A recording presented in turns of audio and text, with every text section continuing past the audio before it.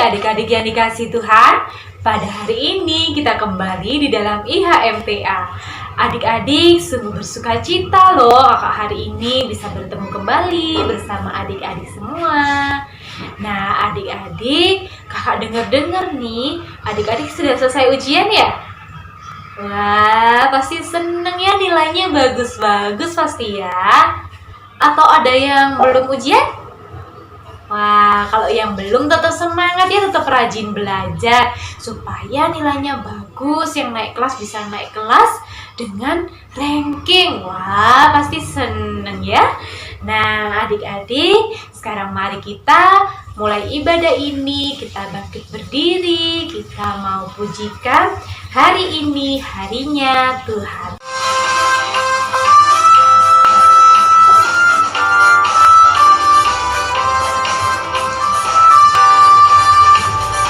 Hari ini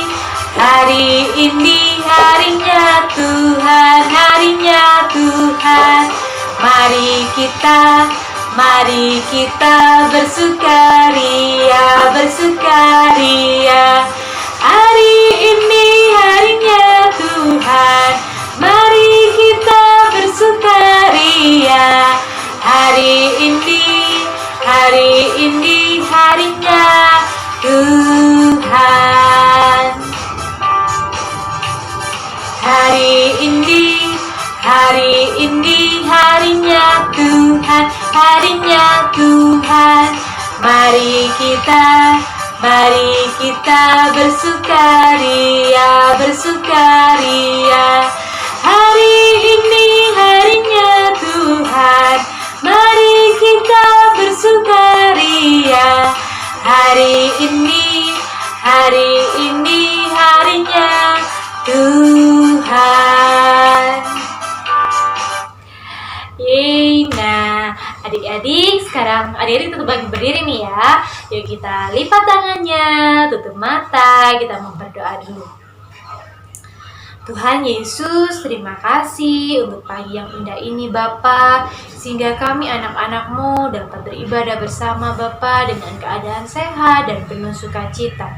Tuhan Yesus, Tuhan mau pimpin ibadah ini dari awal hingga selesai, dan biarlah kami Bapa dapat bersukacita bersama memuji nama-Mu dan mendengarkan firman Tuhan. Hanya di dalam nama Tuhan Yesus kami sudah berdoa dan mengucap syukur. Amin. Nah adik-adik boleh duduk. Sekarang kita mau baca Mazmur Pujian. Mazmur pujian kita terambil dari kitab Amsal, pasalnya yang ke-16, ayat 1 sampai 3. Amsal 16 ayat 1 sampai 3. Nah, jika adik-adik sudah mendapatkannya semua, mari kita baca bersama-sama ya. Manusia dapat menimbang-nimbang dalam hati, tetapi jawaban lidah berasal daripada Tuhan. Segala jalan orang adalah bersih menurut pandangannya sendiri, tetapi Tuhanlah yang menguji hati. Serahkanlah perbuatanmu kepada Tuhan, maka terlaksanalah segala rencanamu. Nah, adik-adik, demikianlah Mazmur pujian pada hari ini. Diingatkan lagi nih kita sama Mazmur pujian adik-adik, bahwa segala tingkah laku kita, perbuatan kita, jalan kita, semuanya harus kita serahkan sama Tuhan. Karena Tuhanlah yang akan melindungi kita dan akan menyertai kita sepanjang hidup ini. Nah, sekarang mari kita pujikan kasihnya seperti sungai. Adik-adik boleh bangkit berdiri lagi nih. Yuk kita pakai gerakan ya. Adik-adik yang bisa gerakan yang heboh, yuk kita pakai gerakan sama-sama.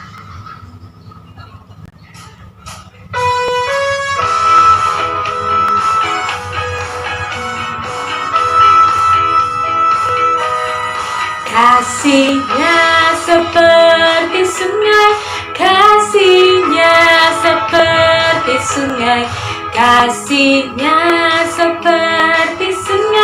di hatiku, mengalir di waktu panas, mengalir di waktu hujan. Kasih-Nya seperti sungai di hatiku,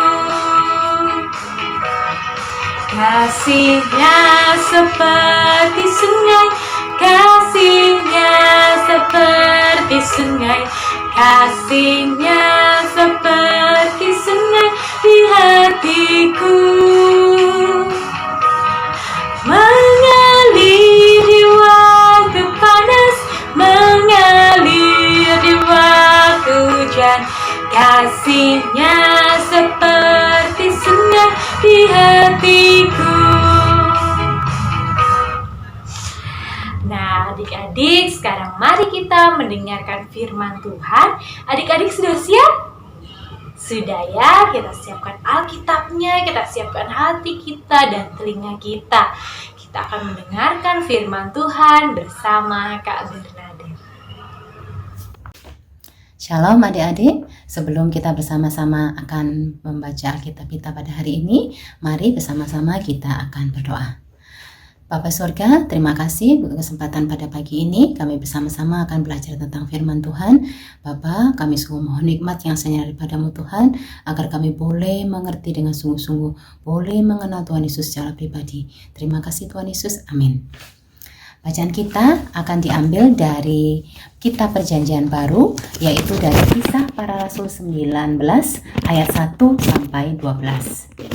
Ada disiapkan semua ya, dari Kisah Para Rasul pasal 19 ayat 1 sampai 12. Kak akan dibacakan ya. Paulus di Efesus. Ketika Apolos masih di Korintus, Paulus sudah menjelajah daerah-daerah pedalaman dan tiba di Efesus. Di situ didapatinya beberapa orang murid. Katanya kepada mereka, "Sudahkah kamu menerima Roh Kudus ketika kamu menjadi percaya?" Akan tetapi mereka menjawab dia, "Belum, bahkan kami belum pernah mendengar bahwa ada Roh Kudus." Lalu kata Paulus kepada mereka, "Kalau begitu, dengan baptisan manakah kamu telah dibaptis?" Jawab mereka, "Dengan baptisan Yohanes."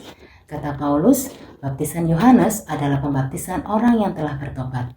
Dan ia berkata kepada orang banyak bahwa mereka harus percaya kepada Dia yang datang kemudian daripadanya, yaitu Yesus. Ketika mereka mendengar hal itu, mereka memberi diri mereka dibaptis dalam nama Tuhan Yesus. Dan ketika Paulus menumpangkan tangan di atas mereka, turunlah Roh Kudus ke atas mereka, dan mulailah mereka berkata-kata dalam bahasa roh dan bernubuat. Jumlah mereka adalah kira-kira 12 orang.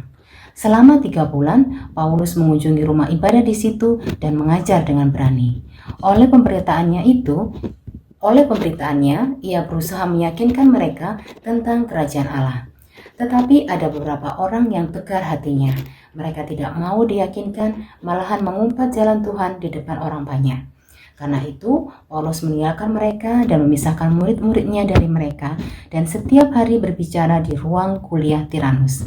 Hal ini dilakukannya 2 tahun lamanya, sehingga semua penduduk Asia mendengar firman Tuhan, baik orang Yahudi maupun orang Yunani.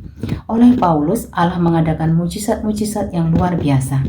Bahkan orang membawa sapu tangan atau kain yang pernah dipakai oleh Paulus dan meletakkannya atas orang-orang sakit, maka lenyaplah penyakit mereka dan keluarlah roh jahat.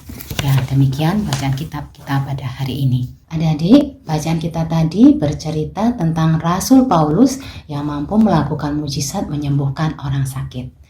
Adik-adik masih ingat siapa Rasul Paulus itu? Ya, Rasul Paulus sebelumnya bernama Saulus. Pada waktu sebelum mengalami perjumpaan dengan Tuhan Yesus, Bapak Saulus ini sangat membenci Tuhan Yesus dan murid-muridnya. Pak Saulus tidak suka dengan ajaran yang diajarkan oleh Tuhan Yesus dan bertekad untuk memusnahkan semua orang yang mengikuti Kristus. Dia pergi ke kota-kota untuk menangkapi dan memasukkan orang-orang Kristen ke dalam penjara. Sampai akhirnya Bapak Saulus bertemu secara ajaib dengan Tuhan Yesus dan kemudian menjadi pengikut Tuhan Yesus dan dia merubah namanya menjadi Paulus. Setelah Rasul Paulus bertemu dengan Tuhan Yesus, mengenal sungguh-sungguh siapa Tuhan Yesus itu, dan mengerti bahwa keselamatan hanya ada di dalam nama Tuhan Yesus, Rasul Paulus bertekad untuk menjadi saksi Tuhan Yesus bagi banyak orang. Ya, Rasul Paulus ingin supaya banyak orang mengerti tentang kerajaan Allah dan diselamatkan seperti dia. Karena itu, seperti kita baca tadi, dia rela pergi ke banyak tempat, bahkan ke tempat-tempat yang jauh untuk melayani, untuk mengabarkan Injil kepada orang-orang seperti yang kita baca tadi. Dan karena apa yang dilakukan Paulus itu, Tuhan memberi karunia kepada Paulus untuk bisa membaptis orang dan orang-orang bisa bernubuat. Dan Paulus juga diberi karunia untuk melakukan mujizat-mujizat seperti menyembuhkan orang sakit dan mengusir roh-roh jahat. Bahkan dikatakan orang-orang membawa sapu tangan atau kain yang pernah dipakai oleh Paulus dan meletakkannya atas orang-orang sakit. Maka lenyaplah penyakit mereka dan keluarlah roh-roh jahat. Wah, sungguh luar biasa ya adik-adik, karunia yang Tuhan beri dan juga pelayanan yang dilakukan oleh Rasul Paulus. Adik-adik, bukan hanya Rasul Paulus saja yang mempunyai tugas untuk menjadi saksi bagi Tuhan Yesus. Tetapi kita juga, semua murid-murid Tuhan Yesus mempunyai tugas untuk menjadi saksi bagi Tuhan Yesus. Apa ya artinya menjadi saksi itu? Artinya kita menunjukkan siapa Tuhan Yesus itu kepada orang-orang lain. Kita mengenalkan ajaran Tuhan Yesus. Bagaimana caranya? Apakah kita harus berkhotbah kepada orang-orang? Atau kita harus mengajak orang-orang ke gereja? Adik-adik, menjadi saksi Kristus itu lebih penting melalui sikap hidup kita. Ya, dengan melakukan apa yang Tuhan Yesus ajarkan, kita akan mengenalkan Tuhan Yesus kepada banyak orang. Seperti misalnya, kan Tuhan Yesus menyuruh kita untuk menghormati orang tua. Maka kita bisa menjadi saksi Tuhan Yesus dengan cara menghormati orang tua kita. Nanti orang akan melihat, oh, kalau murid-muridnya Tuhan Yesus itu sopan ya kepada orang tua. Oh, muridnya Tuhan Yesus itu hormat ya kepada orang tua. Pasti itu karena Tuhan Yesus mengajarkan begitu. Baik ya ajarannya, baik ya Tuhan Yesus itu, gitu ya.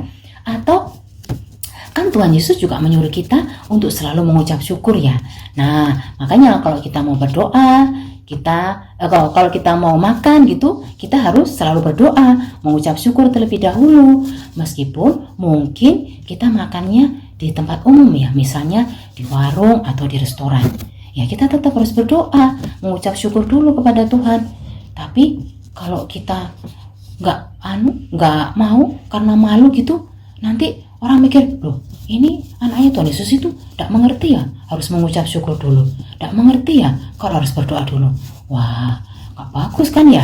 Nanti orang-orang menganggap kita tidak diajarkan seperti itu. Tapi misal kalau di sekolah, kan Tuhan Yesus juga mengajarkan kita untuk tidak berbohong kan? Nah, adik-adik juga usahakan harus selalu kalau di sekolah tidak pernah berbohong, atau dimanapun juga tidak berbohong. Kalau di sekolah waktunya ulangan, ya tidak boleh mencontek.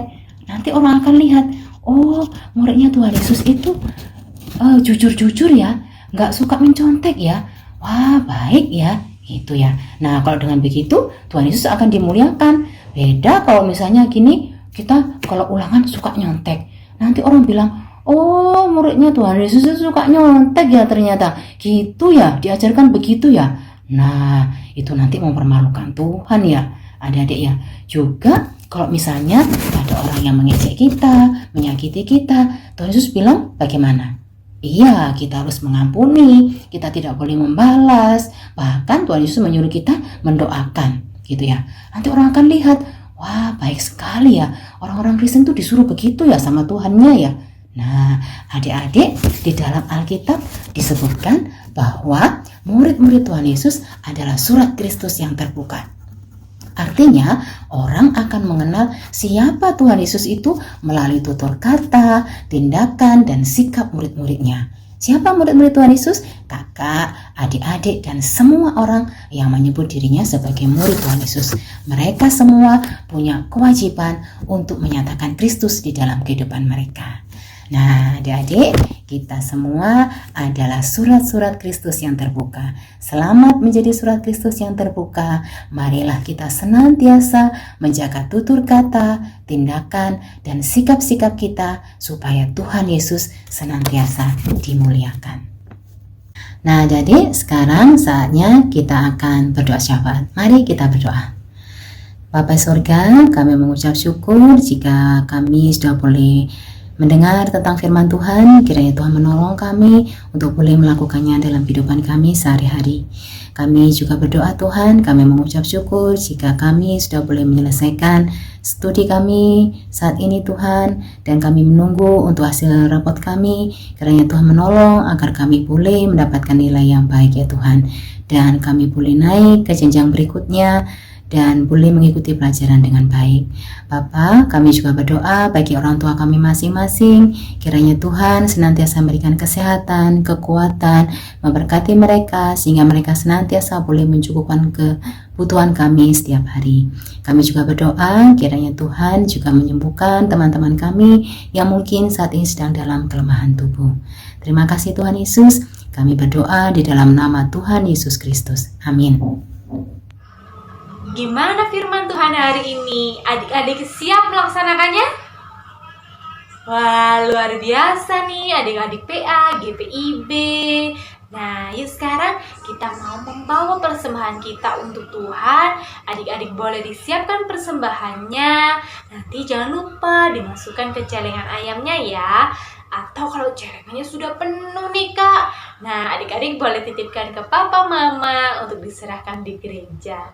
Yuk kita bangkit berdiri, kita pujikan, aku bawa dan berikan.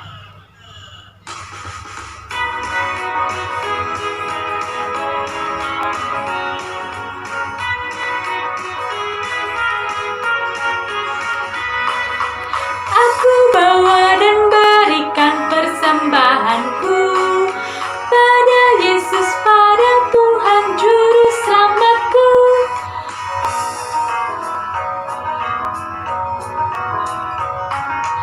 Aku bawa dan berikan persembahanku pada Yesus, pada Tuhan Juru Selamatku. Baik, terima kasih adik-adik yang sudah memberikan persembahan. Sekarang kita mau berdoa, kita mau menyerahkan persembahan ini kepada Tuhan ya, biar diberkati. Yuk kita tutup mata, lipat tangan, kita berdoa. Tuhan Yesus, hari ini Bapa, kami ingin mempersembahkan apa yang terbaik dari kami Tuhan. Dalam persembahan ini dapat menjadi pelayanan Bapa untuk gerejamu, dapat menjadi berkat untuk orang-orang yang menerimanya. Terima kasih ya Bapa, hanya di dalam tangan-Mu kami sudah menyerahkan persembahan ini. Amin. Selesailah IHMPA pada hari ini. Adik-adik, semoga ya kita tahun ini bisa bertatap muka lagi untuk ibadahnya. Kakak sudah kangen nih lihat adik-adik sama-sama beribadah, memuji Tuhan bersama ya. Wah, pasti seru sekali. Nah, sekarang karena ibadah kita telah selesai, adik-adik boleh bangkit berdiri lagi. Kakak undang semuanya bangkit berdiri untuk menyanyikan pujian Yesus di dalam rumahku.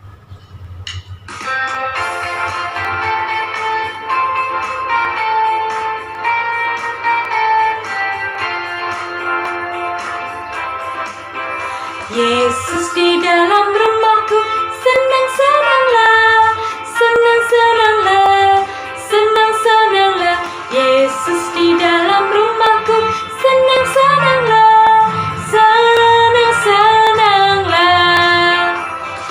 Jesus in the family, happy, happy home, happy, happy home, happy, happy home. When Jesus in the family, happy, happy home, happy, happy home. Oke adik-adik, selamat hari Minggu. Sebelumnya kita akan menerima doa berkat dengan Kak Bernadette ya. Tuhan Yesus memberkati. Nah adik-adik, sekarang waktunya kita akan mengakhiri ibadah kita pada hari ini. Mari kita berdoa. Bapa di surga, terima kasih untuk kesempatan kami boleh beribadah bersama-sama pada minggu pagi ini. Kiranya apa yang kami lakukan pada hari ini Tuhan, boleh menjadi persembahan yang harum di mezbah Tuhan. Kami menyerahkan kehidupan kami sepanjang minggu depan. Kiranya Tuhan memberkati kami dengan kesehatan, dengan kekuatan, dan dengan hikmat-Mu. Terima kasih Tuhan Yesus. Amin.